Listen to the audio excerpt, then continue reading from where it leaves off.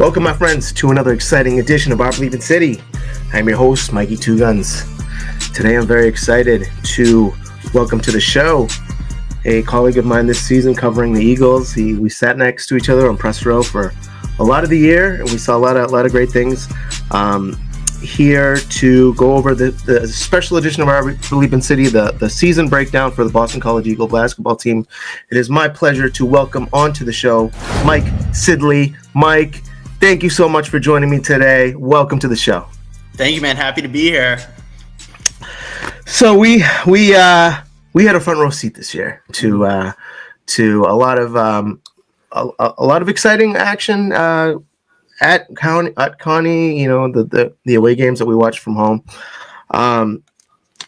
It wasn't the season that I know fans would have hoped for, but that they're, you know, we on this show we do like to focus on a lot of the positive aspects of the season, which there were a lot of good things that happened. What the season just ended a couple days ago. What are your general thoughts coming off the seasons? Yeah, so I'd say first off, like you said, not the season that everybody was hoping for from the beginning. So I guess as far as positives, I think people forget that this team had a really hot start coming out of the gates. You know what I mean? Obviously non-conference play, but after splitting the first two games, a win against the Citadel and then a loss against BCU, I mean, this team went on a 5-game winning streak. This team came out firing, and then they go to this little 8-team MTE tournament out in the Cayman Islands, and they sweep. They crush Old Dominion. They play a tight game against Missouri State, and then they beat what turned out to be a really good Boise State team, 22-9 Boise State team that has a chance to make it to the tournament. A very solid quality win. But it's kind of become a meme over at Eagle Insider on my page, like, oh, at least we still have the Cayman Islands. But it's true. You know what I mean? It really is true. That was such an interesting period for the Eagles, especially since after destroying Old Dominion, they had to come back not only once, but twice against Missouri State. Dogfights. Absolute dogfights. And just, if I can get my... Dogfights, which, and they were clutch in those wins. The wins that they had, the one non-blowout, there was the blowout game, but the non-blowout games, it seemed like every game they had, there was a clutch 3 or a clutch comeback towards the end of the game, which the Eagles it was like they were the team of the destiny in that tournament, which was awesome. Like, that was awesome to see. And it had a lot of the diehard fans very excited at that point in the season. And they had gotten actually some national attention, and they were just outside of the rankings. So it was a really encouraging thing to see their potential early in the season, and see them have some wins over, like you said, a Boise State team that seems like they're going to be in the big dance. So I agree. I thought that was a really strong way to start the season this year, and they showed the ability to win tight games and tough games and pressure situation games. So I'm with you on that. That I really did like that start to the season. Do you think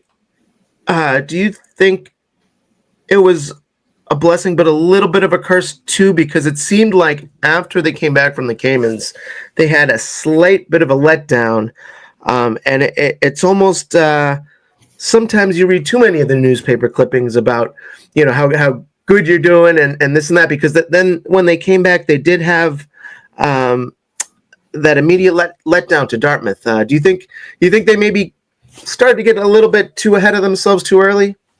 So, yeah, absolutely. So like you said, they go up against Boise State, and they're 10-point underdogs, and they go in, they celebrate, who knows how they celebrated at the Islands after that victory. But that was, I can only imagine. Like you said, to go in and, they're down by 3 points with 14 seconds left against Missouri State in the second round. They hit a 3. They're down.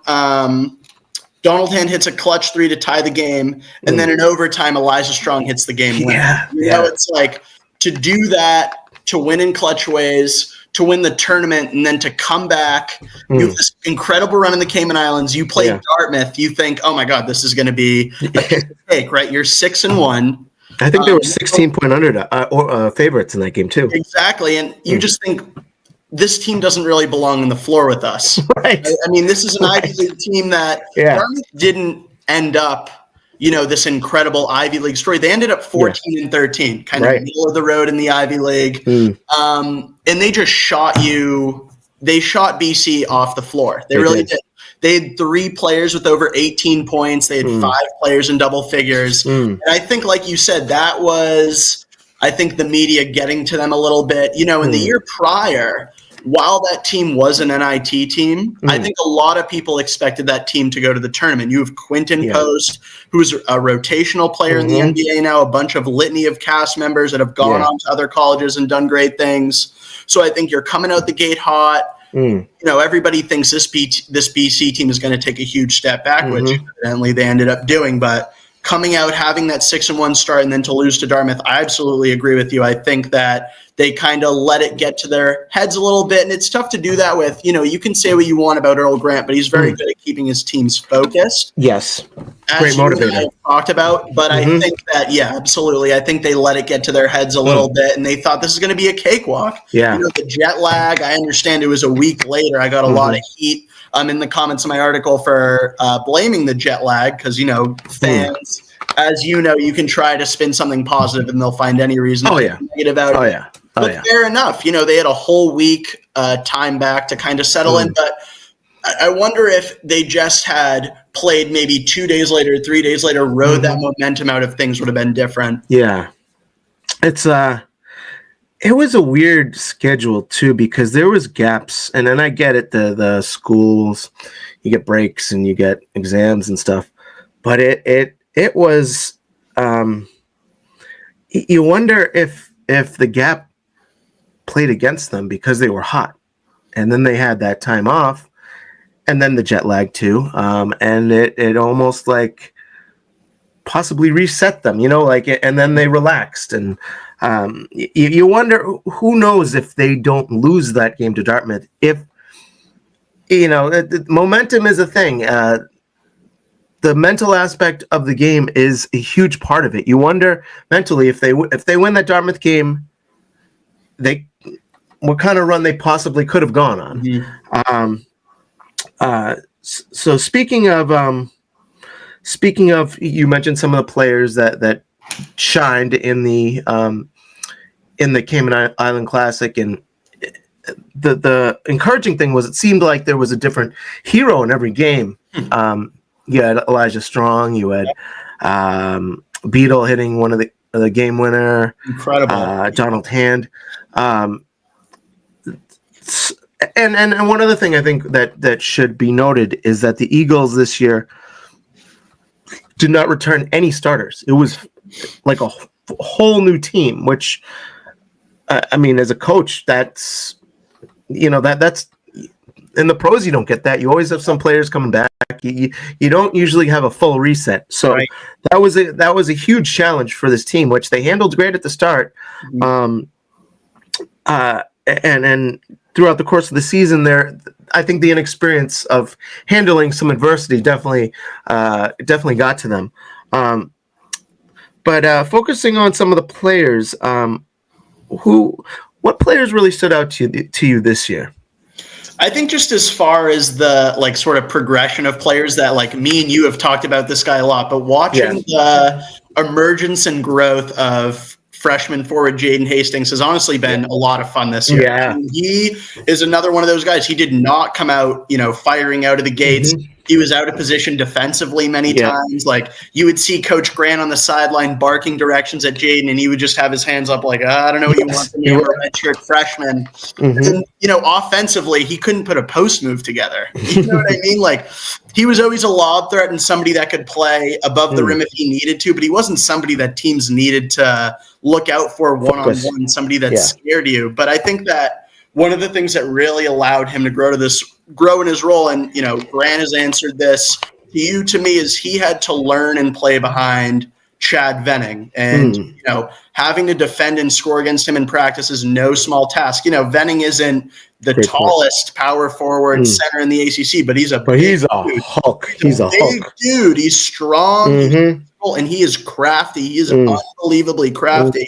He has this incredible ability to just wait and let you mess up either offensively or defensively. So Hastings really grew, and it's kind of like we were able to watch him grow up. Absolutely. Especially me and you, because we usually didn't miss a game. It'd be times when it'd be me, you, somebody else, and we would see the little things that you wouldn't see on the broadcast, conversations with coach, little adjustments made mid-game. Great point. Just to kind of go off Hastings a little bit, I think the turning point for him was the December 21st game against SMU. It was his first start of the season. Yep. Venning was kind of given limited minutes. He only played 11 minutes. And, Hastings played the most minutes up until that point. He played 29 minutes. He scored 9 points, which, isn't a ton. But for a young rookie like that to go in and be like, I belong here and I fit on this team, I think that kind of gives you the ability to step outside yourself and step outside the limited mindset of, okay, just make the right read, don't mess up. And then we just saw him progress throughout the year. And sorry, go ahead. Yeah, no, like you were saying, at the beginning of the year, you'd see him and you'd think, like, wow, what an athletic freak. But man, this guy's raw. He needs to almost slow himself. His mind was going too quick for his body. Yeah. And I think what stood out as the year went on was his ability to almost slow it down and play more in control. And he really ended up shining towards the latter half of the year, where you didn't feel like he was out of control, going too fast, turning the ball over. He really started to come into his own. And if you're an Eagle fan, that's one of the players that I think you're most looking forward to seeing his development next season, because I'd say with his physical skills, he's got one of the highest ceilings on the team. Absolutely. And I think that he's a sneaky candidate to be one of the best big men in the ACC. Because that 18-point performance that he had on a perfect 8 of 8 shooting against a really good team, 12 of those points came from violent, thundering dunks. Athletic. He's creating his own shot. He's driving to the lane. He's the one attacking. He's the one that's making defenders get out of the way. I don't want any part of this 6'9", 240-pound dude right at me about to put it on my head, and rightfully so, because he made his presence known. And I think that comes from the confidence of, playing with Chad Venning and having to step up when Venning got hurt later in the year. It's never – it's not a positive when an older veteran is hurt, but it gave him the minutes he needed in what was kind of a lost season at that point. That's a great point. It's you never want to see one of your big leaders go down, but when those things happen, you learn a lot about a team to see who's going to step up, and he stepped up a lot. Speaking of Chad Venning, it's a shame that the Eagles only had him for this season, because there's so many words you could say about him, but the guy was a beast, and at times down low, unstoppable. With his size, his post moves. He was one of the few players on the team that really can create his own shot, and he delivered on a lot of the games. So, shout out to Chad Venning for the great season that he had. But that's going to be a big loss for them. But like you said, it's going to. You got to think Hastings is the guy next year to fill his role. So that will be interesting to see. Like once he's starting to get, you assume he's going to be the starter next year.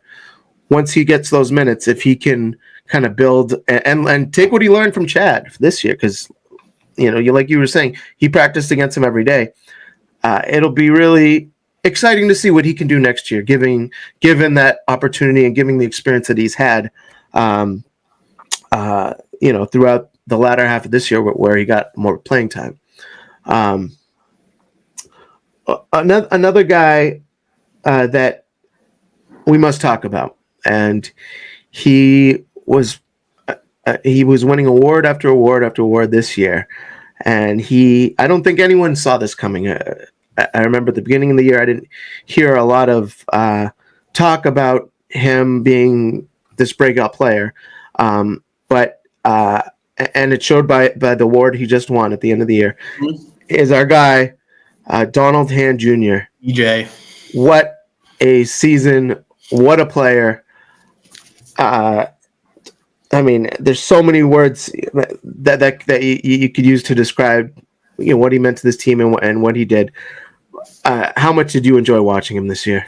I mean, he was the engine that made them go. I mean, when he was going, they were going, and he carried them through many points this year. I mean, there was a 15, 20-game stretch where he looked like he was the best player in the ACC. Like, yes. Who would you rather have than him? And he's somebody that half his shots he put up in that period were three-pointers. Mm-hmm. Shooting over 40%. I mean, this guy was just lights out, clutch. Putting up shots and extremely clutch. Mm-hmm. And somebody that you knew was a steady presence, somebody that, what people don't see in the media room, he's shaking everybody's hand after, answering media questions. Mm-hmm. He's respectful to everybody, please, thank you. And his dad was a 4-year starter. He knows what it's like to go to the college level and deal with a litany of, issues and different things. And I think that, like you said, to go from somebody that was averaging 5 points last year, 35% shooting, to this year over 39% shooting, at least almost 16 points a game. It's just incredible. And we don't usually see there'll be signs, right? There'll be signs of, okay, this guy is going to really break out. Jaden Hastings, but I don't think I think it kind of shows the offseason work that he put in, and it's kind of a testament to an underrated part of this coaching staff. You hear about the strength coach put 20 pounds on Jaden Hastings, but I'm really curious to see what they did with Donald Hand, because he is underratedly strong. Like, you would see guards that looked physically bigger than him try to back him down in the post and do it. Right. I mean, this is not somebody that you could pick on and just you hate to say free throw merchant, but that if you send this guy to the line, he's going to make 88, 90% of his shots. Yeah, and that's just so valuable. And you think, ACC guard should be able to, but he was leading the ACC in free throw percentage for a stretch, and he got crushed by me, admittedly so, in some games too, and he would miss clutch free throws. Yeah. But it's only because he was so consistent for the whole year. And just he was the program. If you weren't covering the games like me and you knew Donald Hand. Around campus, he was the BMOC outside of the football program, outside of the football and hockey program, because he was the guy. And like you said, congrats to DJ, just won ACC Comeback Player of the Year. ACC Player of the Week 3 times, and he was an all ACC mention as well. So well-deserved. Definitely not somebody that was cherry-picked on a poor team. I don't think that's a fair narrative. I think he not was at all. The guy, and he was nails. He was absolutely nails. I got to second what you just said about just Donald Hand as a person.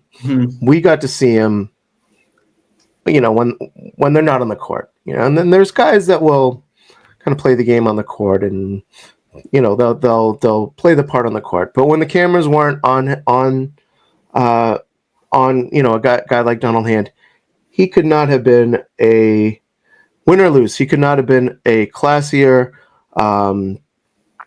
just better representation of a BC student athlete that you can get, because this guy, he was just pure class.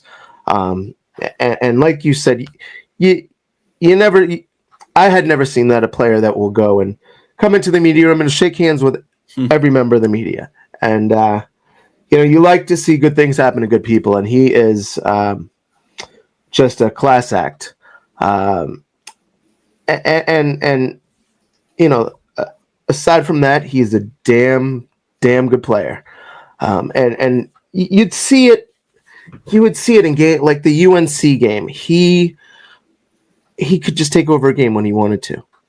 When he got that opportunity, when he had the ball in his hands, aside from Chad Venning, I think he was their other player that can create offense out of nothing. And you would see him in many games just put the team on his back and carry them. So the big question, which we don't have any inside info, we don't know anything, but what's going to happen to him next year?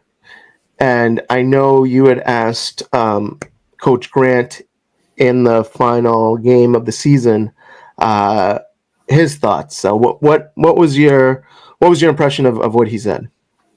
Yeah, so I have the quote here. I'll kind of read it in full, and I think we'll talk about it because it's interesting. So I essentially just asked him, if he's heard anything from DJ and his potential return, and he said, that's one of those situations where the portal opens up on the 24th. DJ's been a great player for us. We've got a great relationship with him and his parents. We'll get to those conversations. I think he's excited about what he's doing. He's on track to get his degree. He's been playing really good basketball. Hopefully he'll be one of the best players in the league when they come out with the all-conference nominations. So there's a few ways that you can take that quote. Yeah, right. One is he's praising his player for a fantastic season. That's all well and good. Yeah. Two, I don't think they've had a conversation yet. Yeah. I genuinely don't think that they've had a conversation. Yeah. And maybe that, I don't really know all the sort of tampering rules because, the portal opens up on the 24th, but I don't think that it's a guarantee that he will be back. For all the things that we said of him being a professional, of him being, all those things are 100% true, but we have seen him get frustrated at some points. Yes. Yep. We've seen him get frustrated at points. I saw Jade Hastings try to put his arm around him and him slap it away, rightfully so. But we need to, you almost need to commit to him like you would commit to a starting quarterback playing for an NFL team. You need to ensure him that you're going to surround him with the talent that he needs.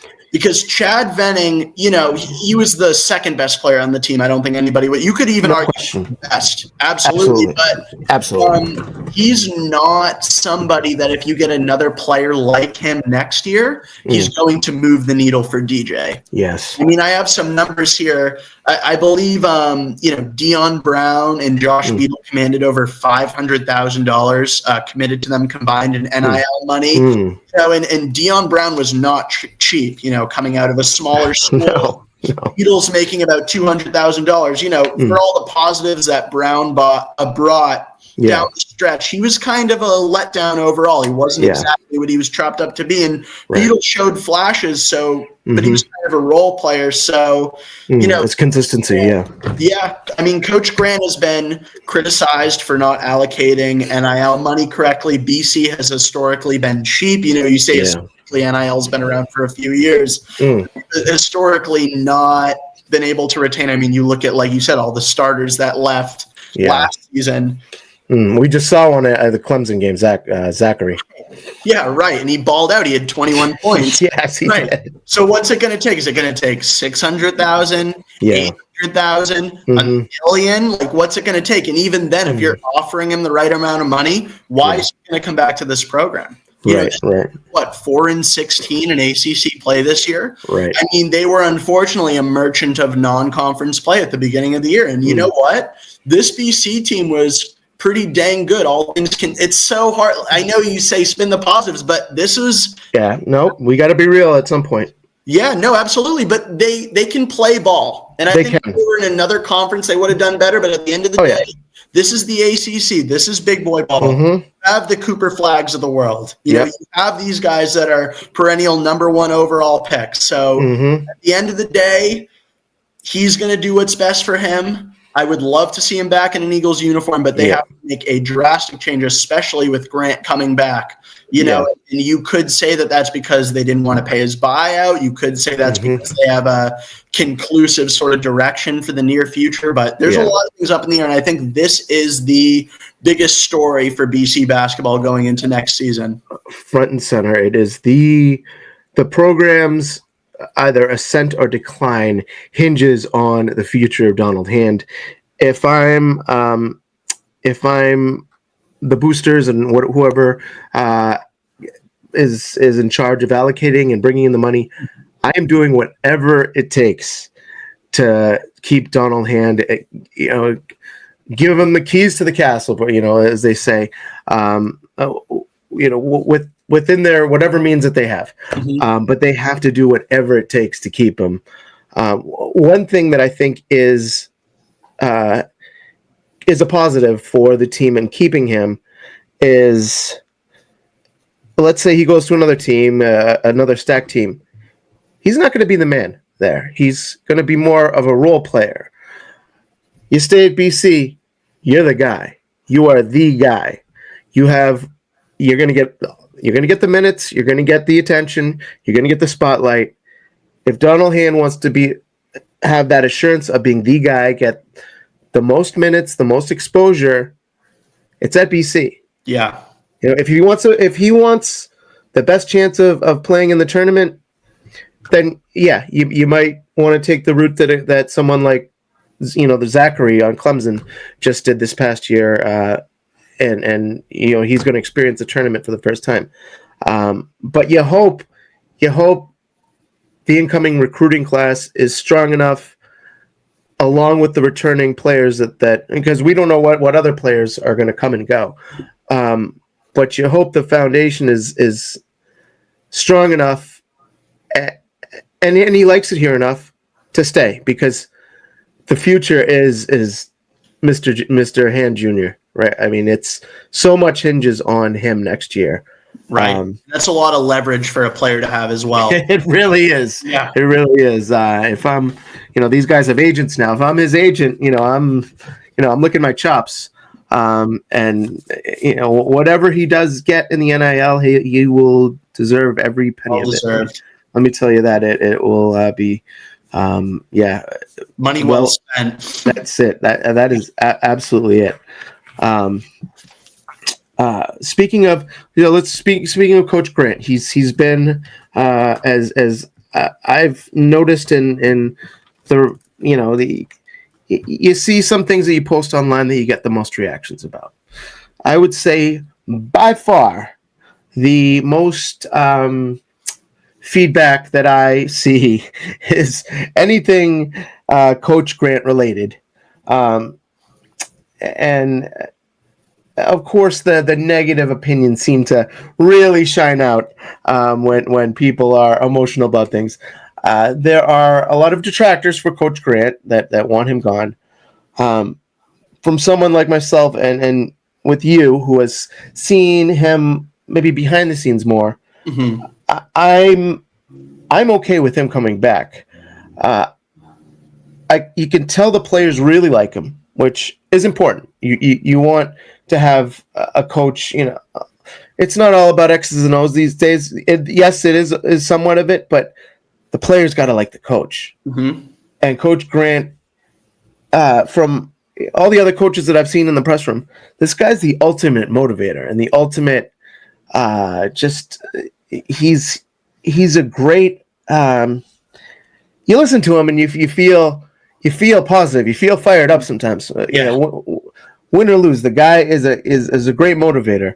So, there are some things he can definitely improve on, but all in all, I'm okay with him coming back. What are your thoughts about that? Yeah, first of all, people seem to feel pretty strongly about Coach Grant for sure. I would say it's funny how you kind of talk about being in his presence, because I would say the one word that comes to mind is steady. You and I kind of talked about this. He never gets too high. Right. He never gets too low. He's the same person every day. And some guys try to elicit emotions out of him in the media room. Oh, yeah. Online in the Zoom room, I kind of tense up a little bit from the and he is just the consummate professional. And I think that is sort of, like you said, it's sort of exemplified through his players. And you look at somebody like Elijah Strong. Elijah Strong is a fantastic young player, can be very emotional at times. Yeah. Very emotional, kind of yelling at the bench when he doesn't agree. As soon as Coach Grant locks eyes with him, he's locked in and he knows now it's time to listen. Now it's time to respect somebody that I know has my back and has my players back. Because like you said, it's not about X's and O's. Yep. It's not as much about X's and O's now as it has been in the past. You have to be a player's coach. Mm-hmm. It's just the nature of the beast. If you want to run a good collegiate basketball business operation, you need somebody that's going to relate to the players. And I think that he is somebody where, okay, not inbounding the ball in time against UNC, certain different some of the timeout situations. Right, situational awareness. I think that's all very valid, but through all the criticism, through all the stuff that I know he's feeling, he's on social media, he's understanding the pulse of the fan base, he's understanding the pulse of the students. He is always the same day in, day out, and his players know that they can rely on him, and that's it's hard to come by. I mean, you see coaches trash their players in the media all the time, trash their players. And you and I have kind of talked about, I kind of at the beginning of the year was like, oh, why isn't he laying into so-and-so for not performing? And then I kind of realized he doesn't owe us anything. He doesn't owe the media anything. That's right. That's right. Behind closed doors. That's absolutely and he's true. Staring into them behind closed doors because they wouldn't respect them if he wasn't. Yeah. So this is a program that there's not a lot of people in the stands, most of the time. There's not a lot of support. He needs to be the support for these guys because they're not elsewhere. They go to Conti Forum, there's nobody in the stands, and then they're on social media and their whole program's getting trashed. Yeah. And you see it. You put out a positive post and then all these comments. He needs to be, and he bears the brunt of all of it, whether it's on him or it's not. He takes responsibility, and you know what you're going to get from him. And if there's something he doesn't agree with, whether it's bad calls in the game, he puts it in his very Earl Grant way. He's very respectfully, saying F off to these guys. And I just it's a very calming presence, and it's kind of selfishly as a media person. I was very nervous coming into this season, but he answers every question, whether or not it's been asked to him 100 times or it's the first time. He gives you a full detailed answer, and he makes sure that he's not only representing the school, representing his players, representing himself, but he's making sure that he is, being kind and respectful to the media members. And that's not, you see old clips of Jim Boeheim just and it's like, I don't know. I just feel like he's somebody that he garners a lot of respect, and you see guys that have coached with him before who know him come in, like when opposing coaches come into the BC media room, they have the utmost respect for Coach Grant. They go on these long tangents of how much they admire and respect his character and his abilities, and I think that speaks volume to the kind of coach he is. And like you said, so I don't have a problem with them bringing him back. I think that he should be back, but this is it. This is the last chance. Yeah. You get that the 5-year window. This is rebuild number 3 for him. Essentially, it's tough when you go into your 4th, 5th year of the program and everything's getting ripped out from under you. But that's the nature of the beast, like you said. So it is what it is. It's as a player, you want to play for a coach like that, a guy that's never going to publicly scold you or hang you out to dry. And he, game after game, no matter what the situation, he was the one that stood in front of the questions and took the bullets, whether fair or not. And he did it with just a level of class and respect that you got to admire, because it's easy when you win. When you win, everyone's happy. Everyone's, more pleasant, and just all the nice things that come with winning. But like you said, he was very consistent and consistently respectful to us, the media, and the people that we saw behind the scenes, who he dealt with. I think that's a good reflection of who someone is. When necessarily not all the cameras are on them, you see how they treat people, and you got to feel like he's like that with the players too, behind the scenes. I know I asked in a lot of the pressers, the players' feelings on Coach, and it was just a consistent, without hesitation, it was consistently, we love Coach. He's always keeping us up, motivated, prepared. Yep. Yes. Yeah. And I think that alone, he deserves the benefit of the doubt for it, like you said, at least next season, to see what we can do. We had a successful season the previous season. They lost the whole starting lineup. It was a growing pain season this year. Let's see what happens next year. But I think as a person, it's hard not to like the guy. He's he's as classy as they get for coaches. So I'm glad he's getting that chance next year. It's going to be there. There will be a lot of pressure next year for him, but I hope some of these players too. I hope he has some consistency. You got to hope for the team's sake, for his sake, that he gets some players that enough players return where he can continue to implement the gritty, gritty not pretty system. Not pretty, yep. Which we kind of saw at the end of the year with the defensive. They really were getting at it on the defensive end, which that comes with time. You need to learn how you're, where your other guys are and how you play, where the guys are going to be, kind of instinctively, and that takes time. So you hope that the guys that they can bring back next year can kind of feed off of the system that they've kind of started to become their identity. And only time will tell. I haven't looked too much into the recruiting class that's coming in, which I'd be interested to see if they have what commitments, if any, that they have. Do you know anything about the recruiting class coming in? Admittedly, I haven't looked yet. I haven't either. I mean, to be honest, like the names that they would bring in, we probably wouldn't recognize anyway. Right, but the Chad Vennings of the world, yeah. Yes, right. Who would have thunk a guy like Venning coming from St. Bonaventure, which Morgan State, yeah. Right. This, mid major would have such an impact. Yeah, but I think they for next season they also got to get a little lucky with, if they bring in players like that. They got to find another Chad Venning, bring in someone that might be under the radar and not, being so highly coveted by the big schools that can make an impact. So,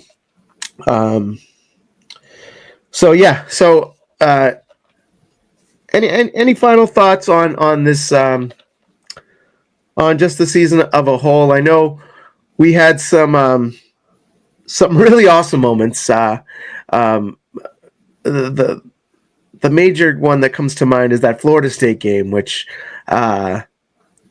actually, if any viewers out there have a 4K DVR recording of it, please hit me up, because I know me and you on the replay. I mean, usually you don't cheer in the press box, but we were going crazy on that one. And our faces. That may have been the most insane sporting moment I've not only seen live, but seen ever. I mean, agreed. Let's just break this down. Down 8 points with 59 seconds left. Okay, people are leaving Conti Forum. Mass exodus. A mass exodus of Conti Forum. You blink, and Fred Payne makes an and one layup with 15 seconds left. Yeah. Me and you kind of look at each other like, I don't know. That's interesting. And then,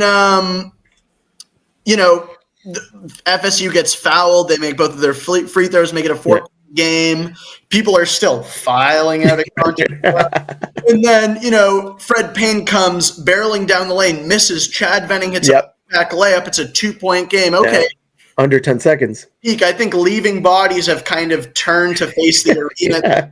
And then they threw it away. Unbelievable. It's so, I've never hear it go dead silent like that. It went, dead silence. And who does the ball go to? Chaz Kelly, Mr. Marcus Smart. No. Oh my God. 32% three-point shooter. Yeah. 5 feet behind the three-point line, throws up a prayer, dead silence, me and you on the ACC broadcast, mouths agape, just like right. frame. And I don't think I've ever been more sure of a shot going in my life. And that was ridiculous. It felt like it was in slow motion almost, didn't it? Like almost like those dream sequences you'll dream about it of some crazy play. It was like, oh, the ball's getting thrown away, and it just it was slow motion. Nothing but net. No sense. It made absolutely no sense. Yeah. And we had no business of winning that game, but of course that was the team to do it. The 12-19, 4-16 ACC Eagles. Yeah. Because, after these games against UNC, against Syracuse, and Notre Dame, the basketball gods have to have one go our way. Absolutely. Another encouraging thing that I it just kind of makes me think of is BC held their own against some of the best teams in the country. That game against Duke, where they led, well into towards the beginning of halftime, that almost was. It almost gave you a glimpse of what it could be like, with if they can reach some higher heights. The atmosphere of that game was unlike anything I've experienced in that building. The crowd was great, and the team played really well against they may now be the favorites to win the whole thing. Yeah. And for all the detractors, there was moments like that showed that when this team comes together, there's something there. There's something there. And they did that too against Clemson, the 22-5, 11th ranked Clemson, where it was a one possession game with a few minutes left. So, I'm choosing this year to remember some of those moments, which, if you're going to be half glass full, you think, well, maybe this team isn't that far away. If they can play like that, if they can lock in on some of these big games, who knows what can happen next year. So, did you feel too like some positive vibes with how they play? Because you saw when they play down to certain competition like Dartmouth, but you also saw how they were able at times to raise up their level of play against some of the best teams in the country. Did you feel positive about that? Yeah, so I think I've said this to you a few times privately. This is the most exciting 12-19 team I think I've ever played. I think I counted 5 times where they hit a 3-point shot with less than 14, 13 seconds left to either tie or win the game. I mean, where do you see that with teams that, are 12-19, 4-16 in conference play? I mean, you have these games where you can say, yes, did they blow it against UNC? They did, but that's a damn good UNC team with a lot of veterans, a lot of guys that are experienced college players, and they were 1 5-second call away from winning that game. That's it. Yep. Syracuse twice having Syracuse on the ropes, blowing it. Notre Dame overtime. Oh my goodness. In these games where they're going to triple overtime and double overtime, and even though they would lose these games where they would go into 5 combined overtimes and lose, the next game they would come out firing. And they had the confidence in the FSU games to still, hold tough, hold steady, and try to come back because they always felt like they had a chance. And that's something I admired about these guys that goes to, like you said, to Coach Grant's leadership. This team always felt like they had a fighting chance, and they were in these games. Like you said, they were in these games. They're not that far off, and there's somebody that no ACC team wanted to play. No. They're like the Baltimore Ravens of the ACC. True. You know what I mean? When the Patriots That's run, it true. didn't matter if the Ravens were 4-12 or 12-4. You did not want to see the Ravens, and that's who I think that the Eagles were this year. I agree. You got to think there was at least 8 to 10 games that were could have been a coin flip, and you flip those let's say 8 games, you're a 20 plus win team, and you're back in the tournament or in the NIT, and you got to think, if you're going to be an optimist about it, that this team can do that next year, if things break the right way. So, well, with that, Mike, it's been a pleasure to have you on the show. I look forward to hopefully doing this again next year with you, seeing how the team grows. Hopefully we'll have a little more highlights than lowlights to talk about. But Mike, thank you so much for joining the show, and I look forward to having you come on again. My man, anytime.